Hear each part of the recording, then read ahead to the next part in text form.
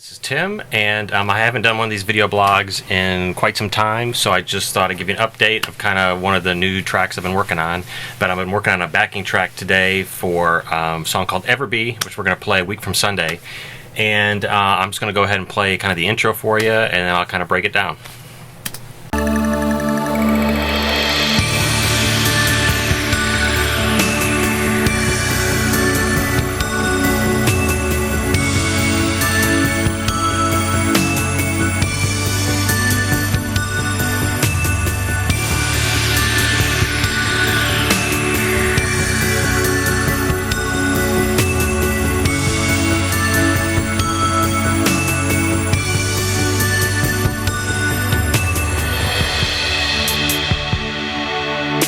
Okay, so that was the intro with all the instruments.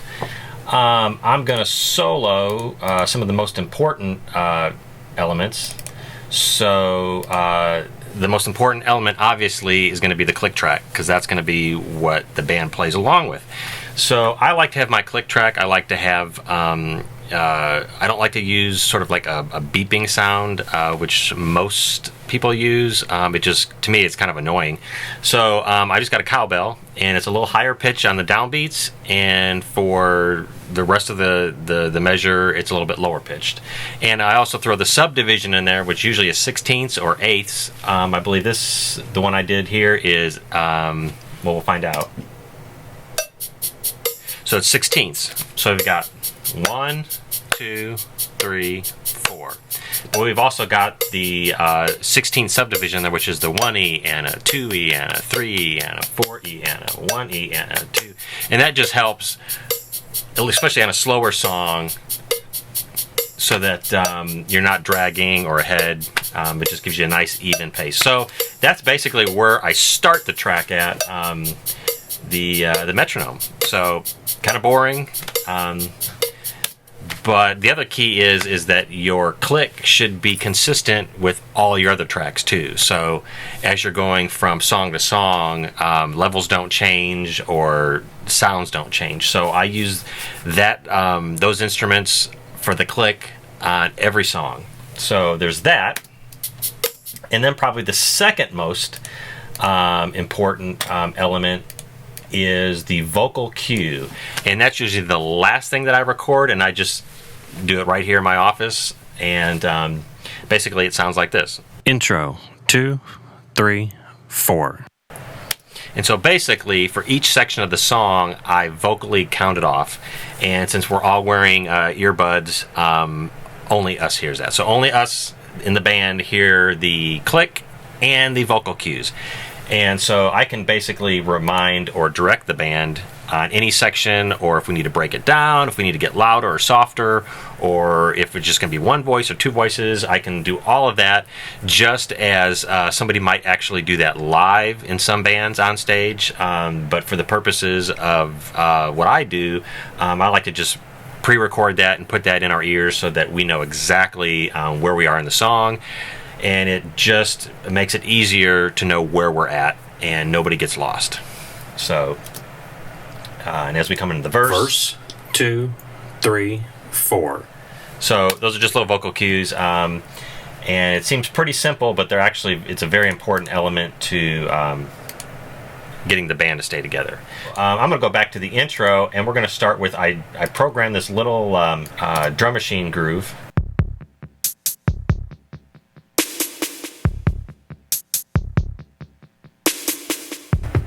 And that's going to go through the whole song.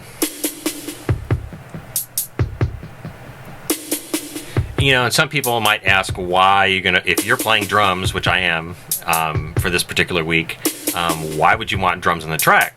And just this simple drum machine groove gives sort of an atmosphere, especially on a slower song, where the actual acoustic drums can drop out, and it just gives it a little bit more dynamic contrast. So if I play this with the pad,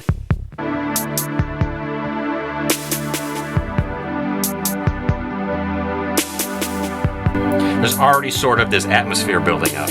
And as we add live electric guitar and piano and all the voices, it just adds a nice bed to the whole song. So if we go back to the intro, I've got some vocal oohs that are in here. Sounds something like this.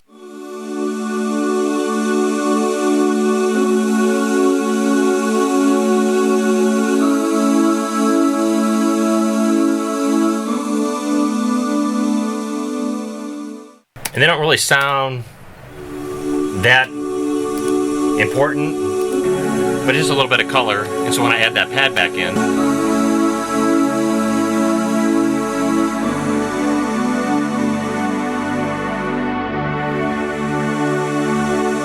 again, it just gives it some dynamic contrast.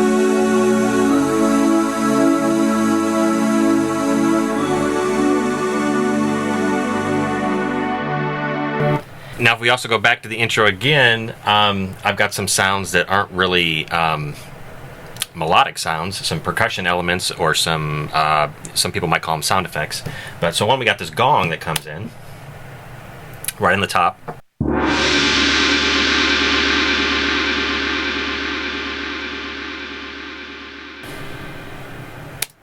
And we've got this cymbal swell.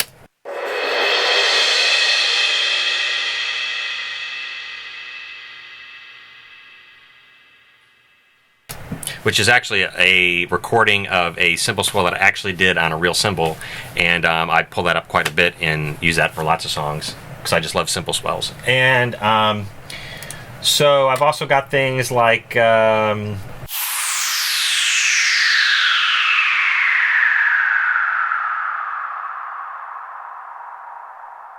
again, it sounds kind of out of place, so I'll solo all of these sort of out of place elements.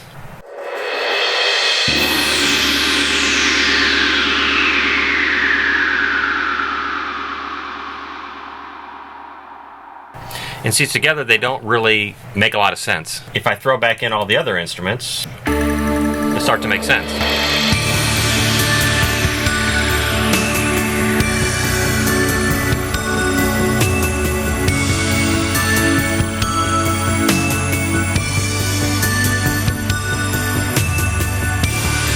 And so a lot of these lines in here are real simple. So I've got two bell parts. The first bell part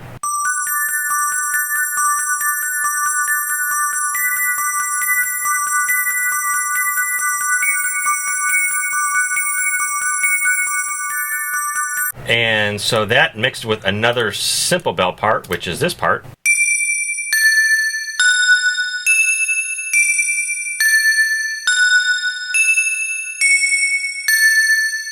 One's doing the 16ths and one's doing sort of quarter notes, but together they give it sort of like a whole nother dynamic.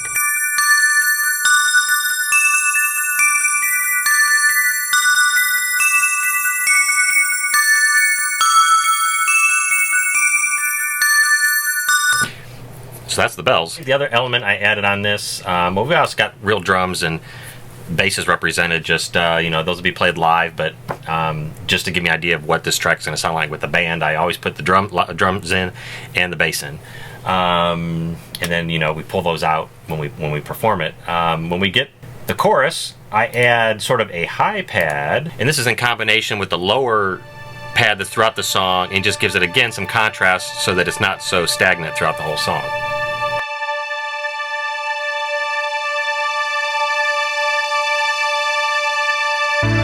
And again, that doesn't sound like much, but when we add the lower pad to it, you start to hear that high pad come in.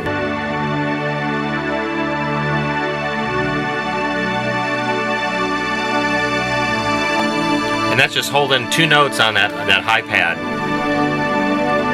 but it brings a whole nother dynamic to it.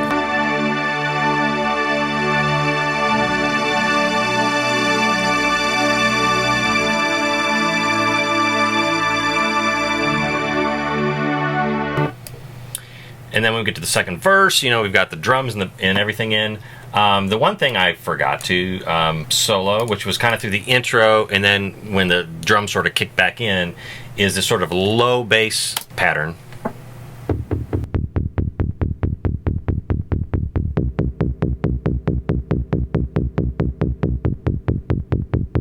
you might think this sounds really weird for a sort of ballad type song, but it's actually just giving sort of an undercurrent of that subdivision, the 16th subdivision, and it just sort of makes everything move. So if I play that, and I'll solo that pad again.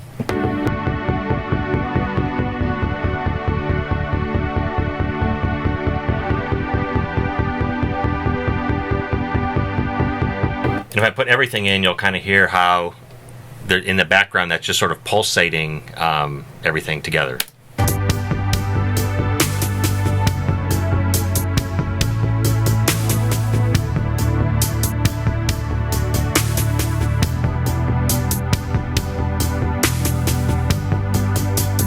Again, that bass pulsing is just, it's really subtle, not mixed very high in the mix, but it just, again, it's going to give that pulsating energy. And instead of some oohs, I added some ahs. So I can solo those.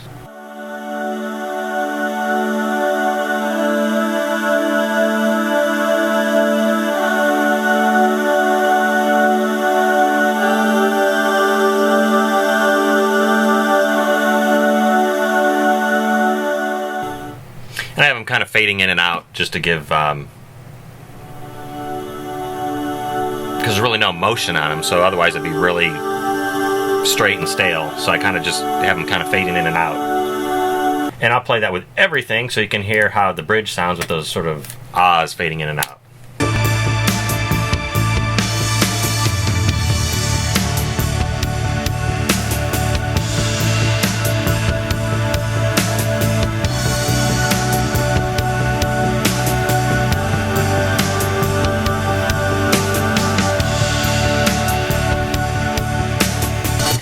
But anyway, that's kind of all the instruments on this Ever-Be track. And obviously there's going to be live piano and some heavy guitar on the intro and those interludes, and some great vocals and great vocal harmonies. I just think these tracks give the whole band sort of that extra polish, extra sort of production value that if you strictly do just a live band, you're kind of limited to just, you know, how many hands and feet everybody's got. You know, your keyboard player can only do so much, you know, but it just frees everybody up to sort of play their instrument and not have to worry about you know, playing 18 different parts for the song. So that's kind of my philosophy. But anyway, so I just thanks for watching.